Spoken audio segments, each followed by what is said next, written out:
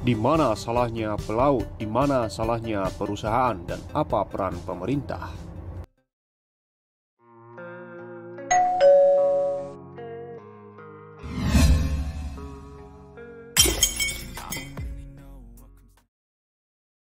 Assalamualaikum, salam sejahtera bagi kita semua, salam sehat, salam sukses, bravo, PY. Di video kali ini, saya berbagi pengalaman dengan topik kenapa disalahkan pelaut, kenapa disalahkan perusahaan, dan apa peran pemerintah ketika dua-duanya di atas ini tidak ada yang mau mengalah.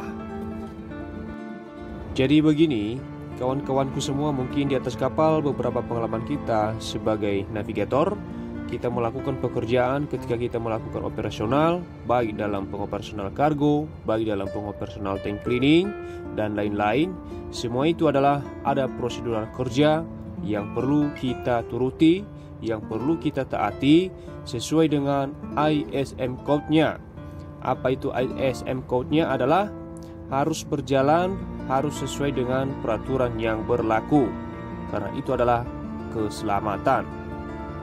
Kawan-kawanku semua pelaut, jangan pernah kita lalai dalam hal yang namanya safety.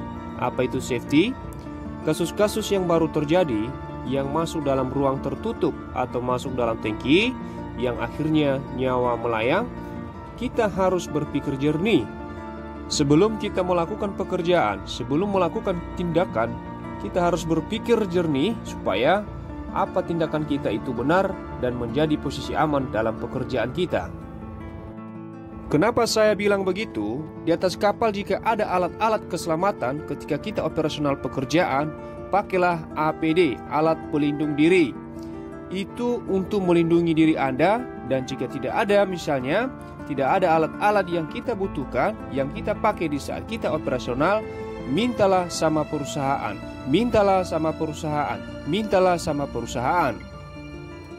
Begitu juga perusahaan, ketika kita sudah melakukan request dari kapal, harus perusahaan merespon dan menyupport bahwa apa yang menjadi permintaan untuk menunjang pengoperasional kapal ini, Anda harus kasih. Kasihlah di kapal, kasihlah sama orang kapal, supaya di saat operasional itu aman, efektif, dan efisiensi. Dan kebalikan, ketika perusahaan menyanggupi permintaan orang kapal sesuai kebutuhan untuk penunjang pengoperasional kapal ini seperti alat-alat keselamatan, tetapi orang kapal tidak memakainya di saat kerja, itu adalah kesalahan pekerja sendiri. Dan juga, jika tidak ada alat-alat keselamatan di atas kapal tetapi owner perusahaan menginstruksikan untuk kerja, itu salah perusahaan sendiri. Dan yang mengesankan di sini adalah ketika kita bekerja dan menolak karena keterbatasan fasilitas penunjang dan atau alat-alat keselamatan, kadang perusahaan mengambil tindakan sepihak untuk pekerja di-resign off atau dipulangkan atau dinonaktifkan bekerja walaupun kontrak masih belum selesai. Dan hal ini karena finansial pekerja masih butuh karena keluarga, yang penting dapur tetap ngebul, kadang hanya pasrah. Begini kawan-kawan semua, mungkin kita di sini banyak yang bilang bahwa ngapain dikit-dikit dikaitkan pemerintah ketika ada kasus kru meninggal dunia di atas kapal. Begini, masih ingatkah ketika datang inspection atau bagian pemeriksaan di atas kapal, terus pernahkah ada yang namanya melakukan pengecekan terhadap kapal ini bahwa layak-layaknya kapal ini beroperasional atau tidak? Dalam arti kan di situ ada yang namanya pengecekan safety, alat-alat keselamatan, dan banyak hal yang perlu dilengkapi supaya kapal ini bisa layak dan boleh beroperasional. Nah, itu di sana bisa menjawab bahwa layak atau tidaknya ya tergantung pada pemeriksaannya saat itu, apakah melakukan pemeriksaan dengan benar atau tidak. Dan itulah yang saya bilang, peran pemerintah di sini harus mengambil bagian, mengaudit dan memeriksa dengan baik dan benar kapal-kapal, baik tentang alat-alat keselamatan yang tersedia di atas kapal itu maupun fasilitas pendukung pekerjaan kru kapal agar di saat kerja nyaman aman.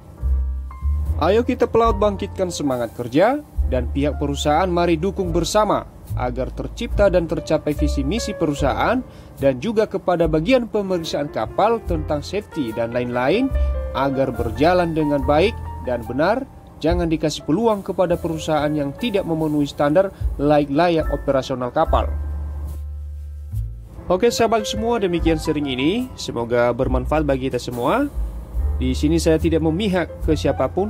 Saya sharing netral agar hal-hal seperti ini kita jadikan motivasi buat kemajuan kita bersama masa depan. Bravo Popeye!